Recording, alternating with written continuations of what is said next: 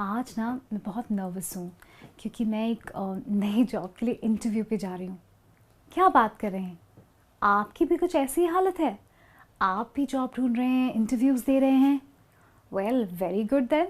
चलिए आज सीखते हैं जॉब से रिलेटेड वोकैबुलरी।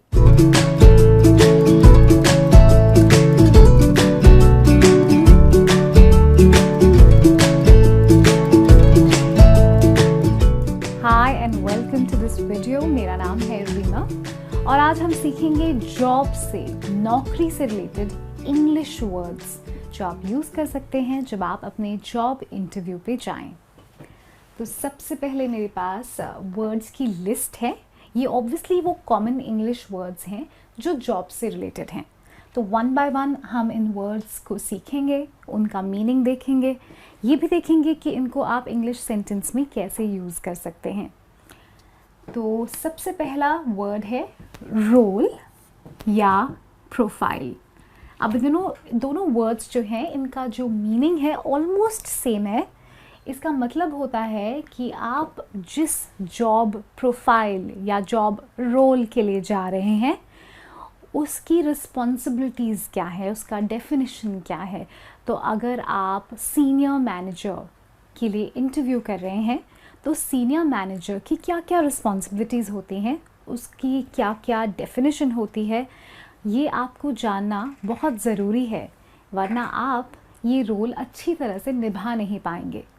तो अगर आपको पहली बार किसी का फ़ोन आता है, किसी रिक्रूटर का या किसी हेड हंटिंग कंपनी का, कि भाई हमारे पास आपके लिए ये जॉब है, तो सबसे पहले आप पूछ सकते हैं what will be my role और व्हाट इज़ द प्रोफाइल।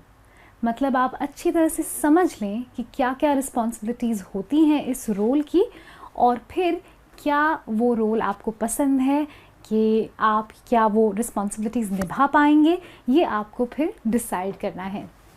तो रोल या प्रोफाइल का मतलब होता है एक डेफिनेशन,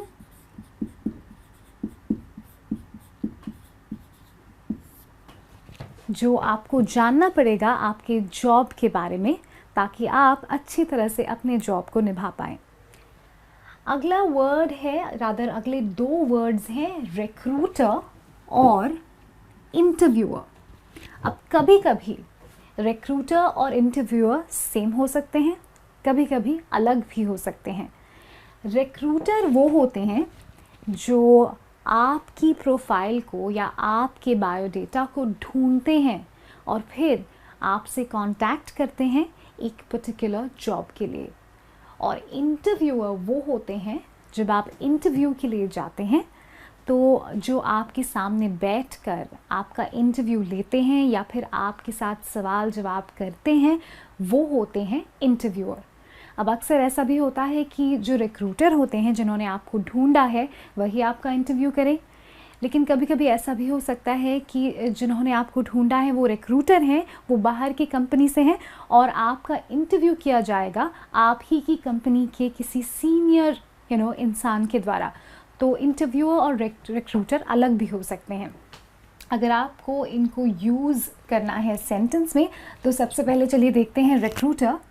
तो आप कह सकते हैं I got a call from a recruiter regarding a new job. मतलब मुझे रिक्रूटर का फ़ोन कॉल आया एक नए जॉब के बारे में।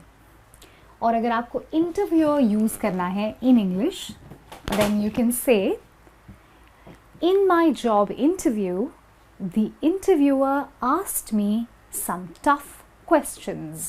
मतलब मेरे जॉब इंटरव्यू में इंटरव्यूअर ने मुझे कुछ बहुत ही हार्ड या टफ सवाल पूछे। अब अगला जो है आप समझ ही गए होंगे, इंटरव्यू। That's right. अब इंटरव्यूअर के साथ जो आपकी इंटरेक्शन थी या जो आपके सवाल जवाब चल रहे थे उसे कहते हैं इंटरव्यू। तो अगर आप ये कहते हैं कि आज मेरा जॉब इंटरव्यू है, इसका मतलब ये है कि आपकी किसी से मीटिंग है और जिनसे आप मीट करने वाले हैं वो आपसे कुछ सवाल जवाब पूछेंगे और सवाल जवाब करेंगे और वो आपको परखेंगे कि क्या आप उस जॉब के लिए सही हैं, काबिल हैं। तो अगर आपको इसको इंग्लिश में यूज़ करना है तो बहुत ही सिंपल है, ये सेंटेंस तो आप भी बना सकते हैं। I have an important job interview today, मतलब आज मेरा ये बहुत ही महत्वपूर्ण या बहुत ही इम्पॉर्टेंट जॉब इंटरव्यू है। पहले अगर ऐसा है तो फिर all the best to you. And अब अगला जो वर्ड है वो है स्केल। अब स्केल का मतलब होता है एक पर्टिकुलर सैलरी की रेंज।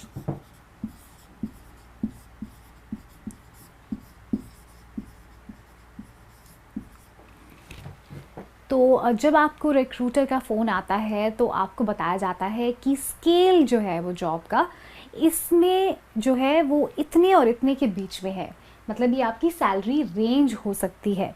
या फिर आप बताते हैं इंटरव्यूअर को कि मुझे ये सैलरी रेंज एक्सपेक्टेड है, तो उस रेंज को स्केल कहा जाता है। मूविंग ऑन, हमारे पास है रिम्यूनरेशन, बहुत ही इम्पोर्टेंट वर्ड है। इसको आप सैलरी भी कह सकते हैं अगर आपको एक सिंपल वर्ड की ज़रूरत है। तो आपको जो मंथली पैसे मिलते हैं अपना जॉब करने के लिए, या फिर साल भर में जो पैसे मिलते हैं अपना जॉब करने के लिए, उसे हम सैलरी या रिम्यूनरेशन कहते हैं। और अक्सर होता है कि जॉब इंटरव्यूज़ में सैलरी पे, रिम्यूनरेशन पे बहुत डिस्कशन होती है और बहुत सी नेगोशिएशन होती है।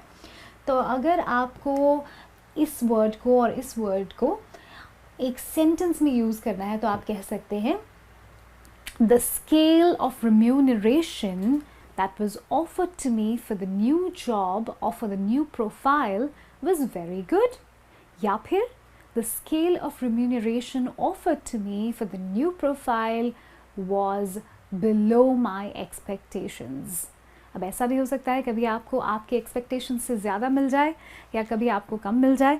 तो आप इन दोनों वर्ड्स को इस तरीके से इंग्लिश में सेंटेंस में यूज़ कर सकते हैं। मूविंग ऑन, एम्प्लॉई बहुत ही फेमिलियर शब्द है। एम्प्लॉय वो होते हैं जो एक पर्टिकुलर कंपनी के लिए काम करते हैं। एक पर्टिकुलर कंपनी उनको एम्प्लॉय करती है, मतलब उन्हें सर्विस में रखती है, और जो काम करते हैं उन्हें एम्प्लॉई कहते हैं। तो अगर आप किसी कंपनी के लिए काम कर रहे हैं या मैं किसी कंपनी के लिए काम कर रही हूँ तो हम दोनों हुए उस कंपनी के एम्प्लॉयज़। तो इसको अगर सेंटेंस में यूज़ करना है तो आप कह सकते हैं it's very important that the employees are happy in order for the company to prosper. अब इसका मतलब ये होता है कि एम्प्लॉयज़ का खुश रहना, हैप्पी रहना बहुत इम्पॉर्टेंट होता है अगर किसी कंपनी को प्रॉस्पर करना है, मतलब प्रॉफिट्स बनाने हैं और ग्रो करना है। मूविंग ऑन, एम्प्लॉयर जो बहुत ही क्लोज है एम्प्लॉई से। एम्प्लॉयर वो होते हैं जो एम्प्लॉई को अपनी सर्विस में रखते हैं। तो आप कभी कभी अपनी कंपनी को भी अपना एम्प्लॉयर बोल सकते हैं। जो आपसे सीनियर हो कंपनी में या आपके जो सीनियर मोस्ट बॉस हैं उनको भी आप एम्प्लॉयर बोल सकते हैं।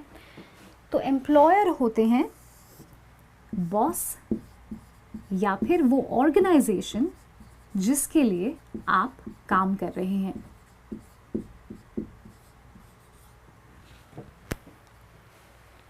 तो इसको अगर आपको सेंटेंस में यूज़ करना है तो आप कह सकते हैं it is the employer's responsibility to take care of his or her employees. मतलब ये एम्प्लॉयर की रिस्पॉन्सिबिलिटी होती है कि वो अपने एम्प्लॉयज़ का ख्याल रखें।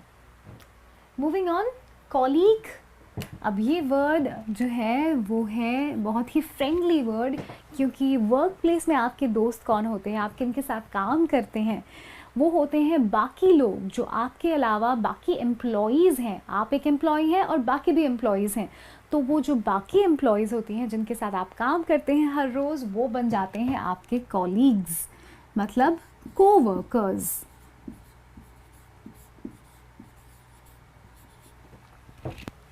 अब इसको सेंटेंस में यूज़ करना बहुत ही सिंपल है। आप कह सकते हैं I love going for after work parties with my colleagues। मतलब मुझे काम के बाद अपने कॉलीग्स के साथ पार्टी करना बहुत पसंद है। मूविंग ऑन, अगला वर्ड है सबॉर्डिनेट।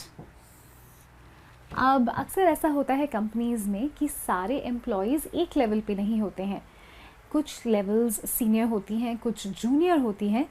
तो अगर आप एक एम्प्लॉय हैं और आपसे कोई जूनियर है या फिर जो भी लोग आपसे जूनियर हैं उन्हें आप सबऑर्डिनेट कह सकते हैं या सबऑर्डिनेट्स कह सकते हैं अगर एक से ज़्यादा हैं। तो अगर आपकी टीम है और आप टीम लीडर हैं, आपकी टीम में 4 लोग हैं, तो वो 4 आपके सबऑर्डिनेट्स हुए। तो आप कह सकते हैं my subordinates are very very promising. मतलब मेरे जो सबऑर्डिनेट्स हैं या मेरे जो जूनियर्स हैं वो बहुत अच्छे हैं और उनसे मुझे बहुत उम्मीदें हैं। They are very promising. अब अगला जो वर्ड है, ये जो वर्ड है ये इन सारी चीज़ों को कवर करता है। एम्प्लॉयर, एम्प्लॉई, कॉलीग, सबऑर्डिनेट, ये सारे मिलकर, मतलब जो सारे लोग एक ऑर्गेनाइजेशन में या एक ऑफिस में काम करते हैं वो बनते हैं ऑफिस का स्टाफ। तो स्टाफ का मतलब होता है सारे काम करने वाले लोग हर लेवल के। जब एक साथ आप इनके बारे में बात करना चाहते हैं तो आप स्टाफ इस वर्ड का यूज़ कर सकते हैं। तो सेंटेंस में आप कह सकते हैं the entire staff was very happy because the company gained great profits. मतलब पूरे स्टाफ को बहुत खुशी हुई क्योंकि कंपनी ने बहुत बड़े प्रॉफिट्स बनाए। अगला वर्ड जो है ये अक्सर बहुत सारे लोगों का फेवरेट बन जाता है over the years of work, और वो है इंसेंटिव। अब इंसेंटिव का मतलब होता है कि आपकी सैलरी के अलावा जो आपको आपके परफॉर्मेंस पे बेस्ड पैसे का रेज दिया जाता है या एक फिक्स्ड अमाउंट दी जाती है, उसे इंसेंटिव कहते हैं। इंसेंटिव को कभी कभी बोनस भी कहा जाता है,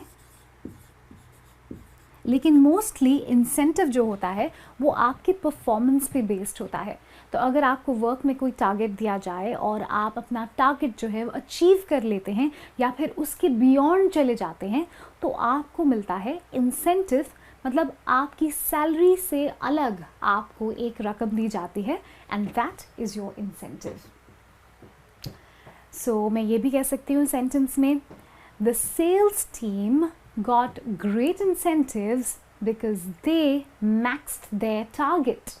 मतलब सेल्स टीम को, जो ऑफिस की सेल्स टीम थी, उन्हें बहुत अच्छे इंसेंटिव्स मिले क्योंकि उन्होंने अपना जो टारगेट था वो कंप्लीट कर लिया, इनफैक्ट उसको मैक्स कर लिया, मतलब उसके आगे चले गए वो। और लास्ट वर्ड जो है वो है पर्क्स, और ये वर्ड अक्सर बॉसेस के लिए बहुत ही इम्पॉर्टेंट होता है क्योंकि जो सीनियर लोग होते हैं आपकी कंपनी में या जो सीनियर मैनेजमेंट होती है उन्हें बहुत सारे ऐसे एडवांटेजेस दिए जाते हैं, बहुत सारे ऐसी एक्स्ट्रा फैसिलिटीज़ दी जाती हैं क्योंकि वो सीनियर होते हैं या फिर क्योंकि उनकी सैलरी की जो स्केल होती है बहुत हाई होती है। तो उसके साथ साथ पर्क्स यानी कि एक्स्ट्रा फैसिलिटीज़ भी दी जाती हैं।